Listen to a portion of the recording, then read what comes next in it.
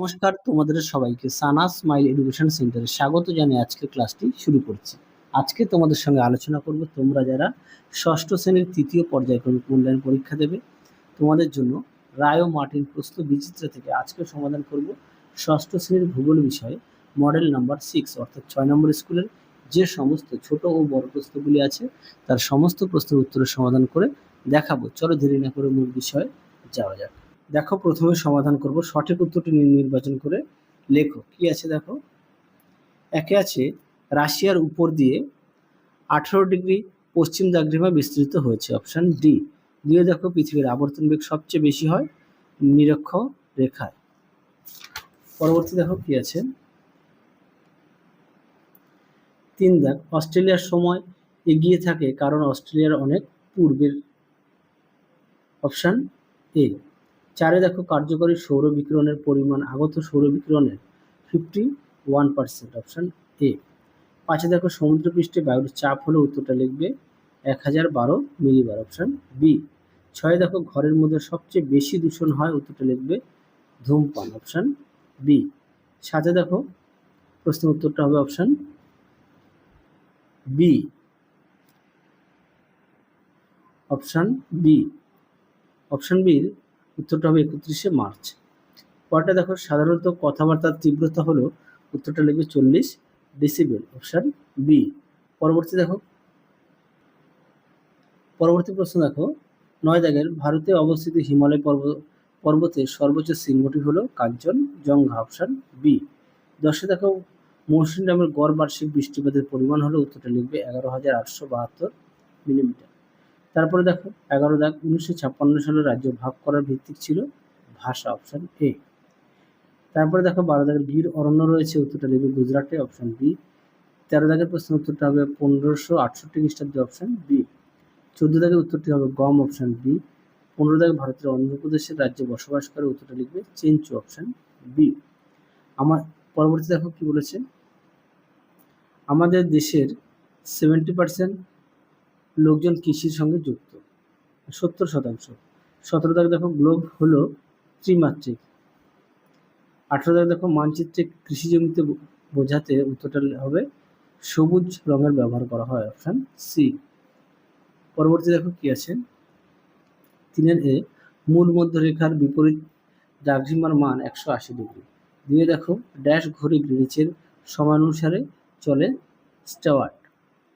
পরটা দেখো, 3 রাজস্থানের জয়পুর সমুদ্র থেকে দূরে অবস্থিত বলে এখানকার জলবায়ু শুষ্ক প্রকৃতির। পরবর্তী দেখো, বি দাগের বাম দিকের সঙ্গে ডান দিকের স্তম্ভ মেলাও। কি আছে, একটা হবে বি, দুইটা হবে সি, তিনটা হবে এ। পরবর্তী দেখো, নিচের বিবৃতিগুলি শুদ্ধ না অশুদ্ধ। একটা হবে অশুদ্ধ, দুইটা হবে শুদ্ধ, তিনটা হবে অশুদ্ধ। আশা করি দেখে নিয়েছো। পরটা দেখো, ডি দাগের নিচের প্রশ্নগুলো এক কথায় উত্তর দাও। একে আছে, দার্জিলিং জেলার কোথায় সিংকোনা পাওয়া যায়, উত্তরটা লিখবে মংপুতে। তারপরে দেখো 2 দাগের ডোগরি কি, উত্তরটা লিখবে জম্মু ও কাশ্মীরের একটি অঞ্চলীয় ভাষা, অঞ্চলীয় ভাষা। তারপরে দেখো, মানচিত্রে ঘরবাড়ি বোঝাতে কি রং ব্যবহার করা হয়। আচ্ছা, এই প্রশ্নটা তোমাদের কাছে রাখলাম, অবশ্যই কমেন্ট বক্সে উত্তরটা দেবে। আমি উত্তরটা দেখালাম না, তোমরা অবশ্যই কমেন্ট বক্সে জানাবে। তাও বলে দিচ্ছি, শেষের অধ্যায়ে আছে। আচ্ছা, 4 দেখো, নিচের প্রশ্নগুলির সংক্ষিপ্ত উত্তর দাও। একে আছে, নিরক্ষীয় তল কাকে বলে, উত্তরটি দেখো নিরক্ষীয় তল কাকে বলে, উত্তরটি পেজ নম্বর 21। পরেরটা দেখো কি বলেছে, কাল বৈশাখী কাকে বলে। দেখো উত্তর তোমাদের আগের ভিডিওতে সাজেশন দেওয়া আছে, তোমরা যারা এখনো দেখোনি আমাদের প্লে লিস্টে গেলে সাজেশন পেয়ে যাবে।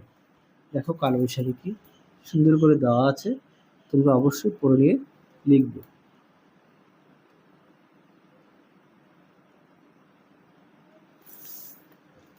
পরবর্তী দেখো, 3 ম্যাপের প্রয়োজন হয় কেন।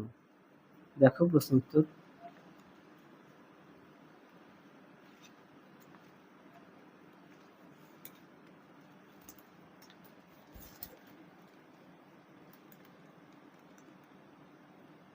দেখো প্রশ্ন উত্তর তোমরা এখান থেকে পড়ে নিয়ে লিখবে। এখানে বেশ কিছু দেওয়া আছে, তোমরা এখান থেকে পড়ে নিয়ে লিখবে। পরবর্তী প্রশ্ন দেখো, সংরক্ষিত অরণ্য কাকে বলে? দেখো প্রশ্ন উত্তর।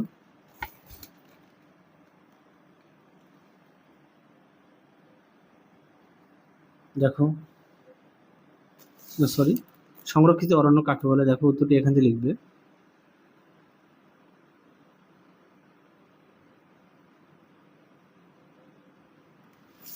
উত্তরের বাকি অংশটুকু এই পর্যন্ত লিখবে। আমি আগেরটা ভুলে এটা দেখিয়ে ফেলেছি, এই পর্যন্ত উত্তরটা লিখবে। আগে প্রথমে ভুলে আমি এটা দেখিয়ে ফেলেছিলাম। হ্যাঁ, সংরক্ষিত অরণ্য এই পর্যন্ত লিখবে।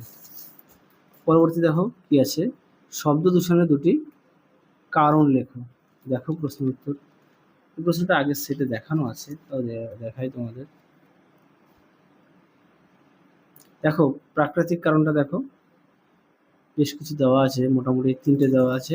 তারপরে দেখো মনুষ্য সৃষ্ট কারণ, দেখো এখানেও বেশ কিছু পয়েন্ট দেওয়া আছে, তোমরা অবশ্যই পড়ে নিয়ে লিখবে।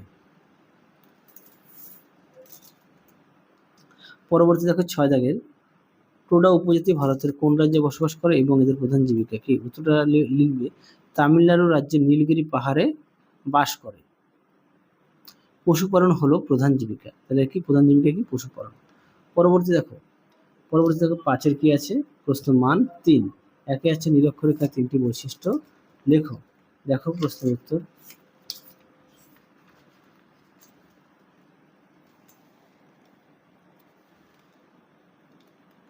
দেখো নিরক্ষরেখার বৈশিষ্ট্য এখান থেকে লিখবে। ঠিক এই পর্যন্ত মোট 4টে দেওয়া আছে, 4টে দেওয়া আছে। পরবর্তী দেখো কি আছে, বায়ু দূষণের 3টি কারণ, পাঠ্যবইতে সুন্দর করে দেওয়া আছে 56 পেজে। পরটা দেখো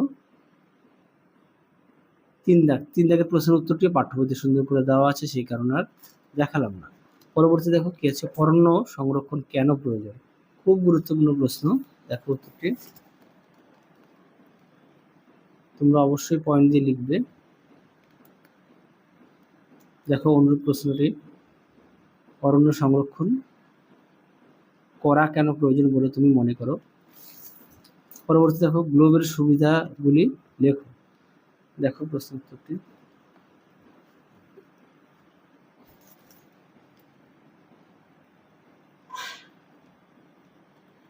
দেখো গ্লোবের সুবিধা মোট 3টি দেওয়া আছে। হ্যাঁ, 1, 2, 3। পরবর্তী দেখো 6 দাগের প্রশ্ন, তার উত্তরগুলো দেখো কি বলেছে, অক্ষাংশ ভিত্তিতে পৃথিবীর প্রধান তাপ বলয়গুলো চিহ্নিত করো, তা আলোচনা করো। দেখো প্রশ্ন উত্তর। দেখো উত্তরটি অবশ্যই তোমরা পয়েন্ট দিয়ে লিখবে, অবশ্যই পয়েন্ট দিয়ে লিখবে।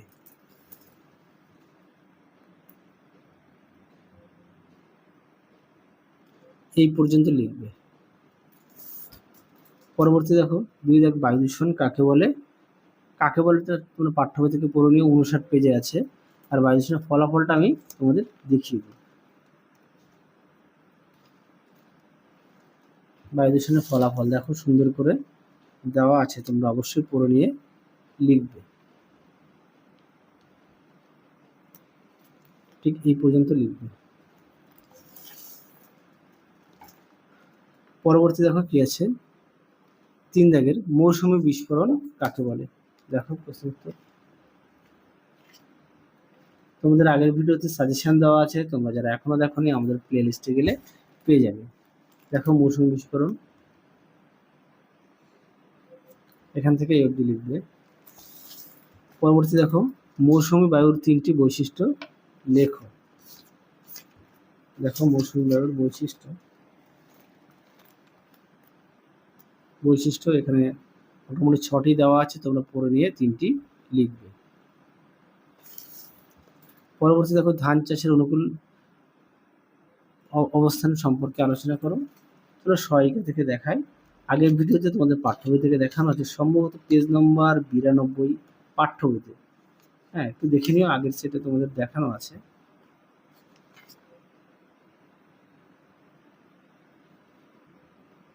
পঁচানব্বই পেজে আছে পাঠ্যবইতে। হ্যাঁ, পাঠ্যবইতে 95 পেজে আছে, আমি তোমাদের সহায়িকা থেকে দেখাই। এই দুটি তোমরা পাঠ্যবই থেকে তো পাবেই। প্রত্যেকের যেহেতু পাঠ্য বই আছে, সহায়িকা বই অনেকের নেই, সেই কারণে আমি সহায়িকা থেকে দেখালাম। দেখো উত্তর।